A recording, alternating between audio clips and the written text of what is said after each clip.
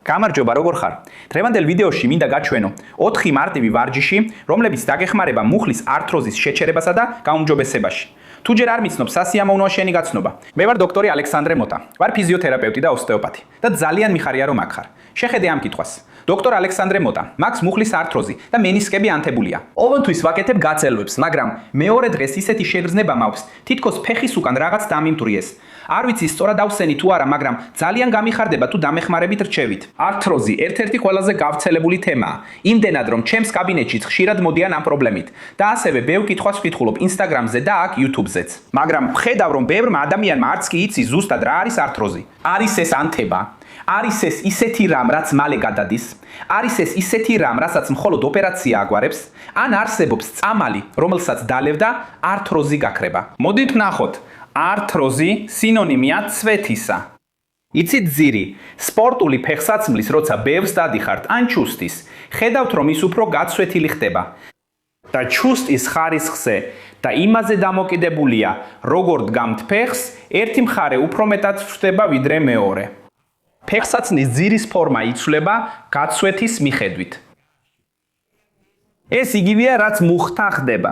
ნახეთ, აქ მუხლია გამოსახული, ბარძაკის ძვალი, ანუ ფემური და ცვივის ძვალი, ანუ ტიბია. დაიმახსოვრეთ, რომ მათ აქვთ ზედაპირები, რომლებიც ძალიან გლუვია, ერთმანეთს ერგება და სრიალებს. როდესაც სვეთა ხდება, ამ ადგილას ზედაპირი წყვეტს სწორი ყოფნას და იწყებს უხეშობის წარმოქმნას. იწყებს არათანაბარი გახდომას, ხო? როგორც ბარძაკის ძვლის, ასევე აქ ცვივის ძვლის ზედაპირიც. ამ ტიპის ცვეთა, ამ ფორმის დაკარგვა არის ართროზი. ეხლა მხოლოდ გავიგე. ეხლა მხოლოდ გავიგე. ამიტომ ამ ფორმის დაკარგვის, ამ ფეთის გამო ჩნდება ართროზის სიმპტომები. რაც არის ტკივილი, რა თქმა უნდა, რადგან ცვეთა ხდება, ზოგჯერ თითქმის ძვალი ძვალთან ეხება. ის შეგრძნება, რაც იწყება როგორც ქვიშის შეგრძნება სახსარში, შემდეგ გადადის კრეპიტაციაში, მერე ჩაკუნში და ზოგჯერ კიდეც მუხლის გაჭედვის შეგრძნებაში. ასევე შეიძლება მოხდეს შეშუპება, რასაც ჩვენ სახსრის გამონაჟონს უწოდებთ, ან როგორც ამბობენ, წყალი მუხლებში. აუ. ალექსანდრე, თუ უკვე გაცდა, მაშინ მხოლოდ შეცვლაა შესაძლებელი. ან თუ სხვა მუხია, ან თავიდან გაიბადები, ეს უკვე ასაკის ბრალია. დამშვიდდი, ასე არ არის. იფიქრე ჩემთან ერთად.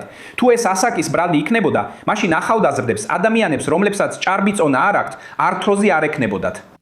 არა ასე. და თუ ეს ამის გამო იქნებოდა, ყველა ხანდაზმულს, ვისაც გარკვეული ასაკი აქვს, ართროზი ექნებოდა. ჩვენ ვიცით, რომ ასე არ არის. ჩვენ ვიცნობთ ადამიანებს, რომლებსაც უკვე მოციფული ასაკი აქვთ და მუხთან არანაირი პრობლემა არ აქვთ. და არიან ადამიანები, რომლებიც ჯერ კიდევ მოზარდები არიან და უკვე აქვთ ცვეთა, უკვე აქვთ ეს ართროზი. მართალია. რაც უმეტეს შემთხვევაში ხდება, არის მექანიკური გადატვირთვა, მოძრაობის სიჭარდე. ეს ნიშნავს, რომ თქვენ ზედმეტად ამოძრავებთ მუხლის რომელიმე ნაწილს, ან შიგნითა ნაწილს, ან გარეთა ნაწილს. და სწორედ ეს დისბალანსი, ეს არასწორი განლაგება იწვევს ცვეთას. მაგრამ მაშინ როგორ უნდა მოვიქცეთ, რომ მდგომარეობა დავაუმჯობესოთ? ეს მარტივია.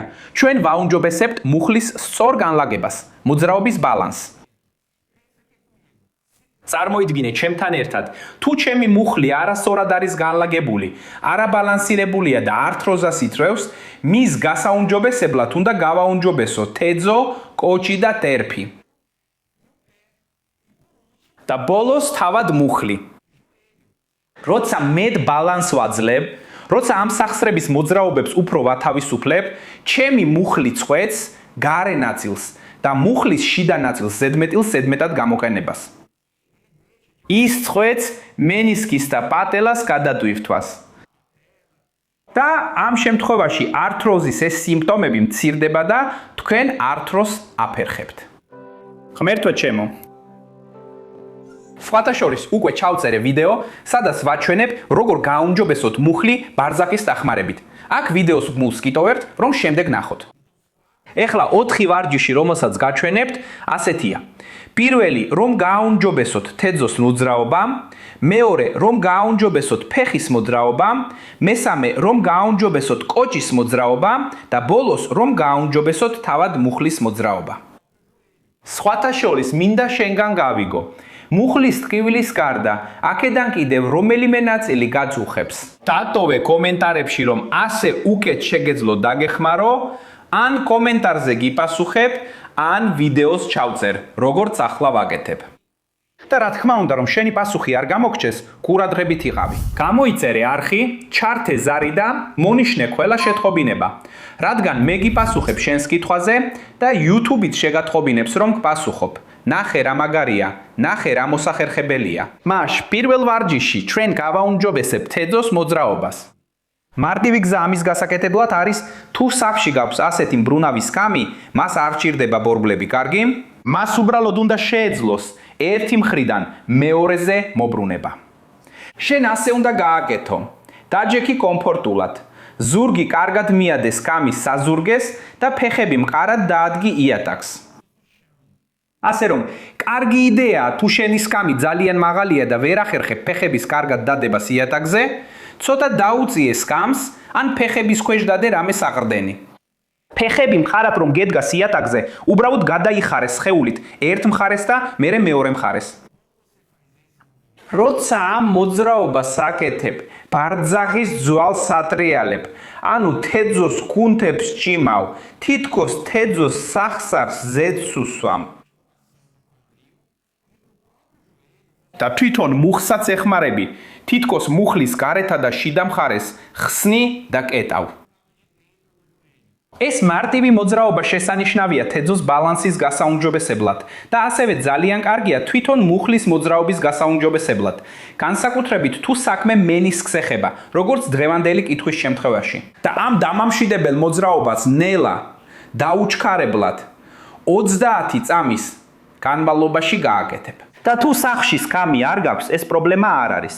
შეგიძლია ეს იგივე ვარჯიში საწოლზე ან დივანზე წოლითაც გააკეთო. მაშ დაწექი გვერდზე, მოხრილი ფეხებით და შემდეგ ასეთ მოძრაობას გააკეთებ.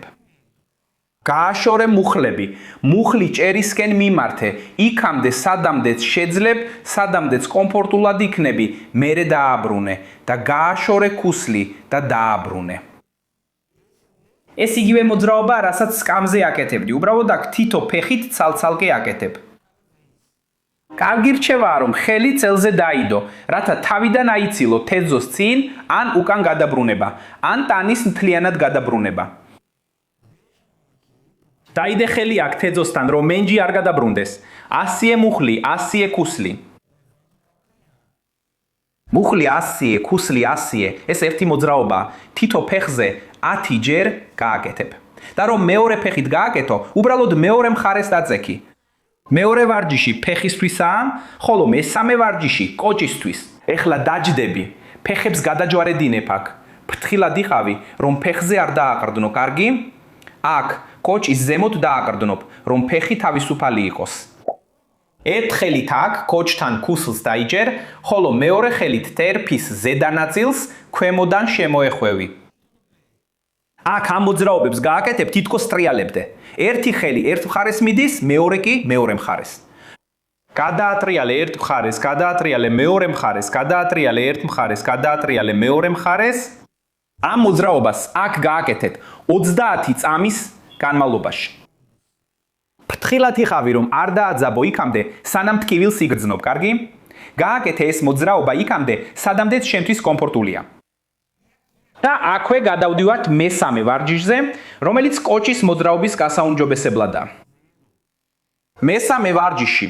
შენ დაიჭერ კოჭის ზემოთ, ამ ძვლის ზემოთ, აქ, რომელიც შიგნითაც არის და გარეთაც, მოიცავ ფეხის თითებს და გააკეთებ ასეთ მოძრაობას, თითქოს წრეს ხატავ.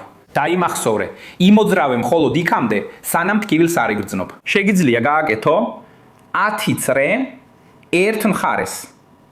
და შემდეგ 10 წრე მეორე მხარეს. ეს ხელი აქ კოჭის ზემოთ არ აძლევს ფეხს მოძრაობის საშუალებას. სწორია? და დააგვირდი, რომ აქ გაწელვა არ არის, არ მჭირდება ზედმეტად დაჭიმვა, უბრალოდ დიდი წრე უნდა გავაკეთო.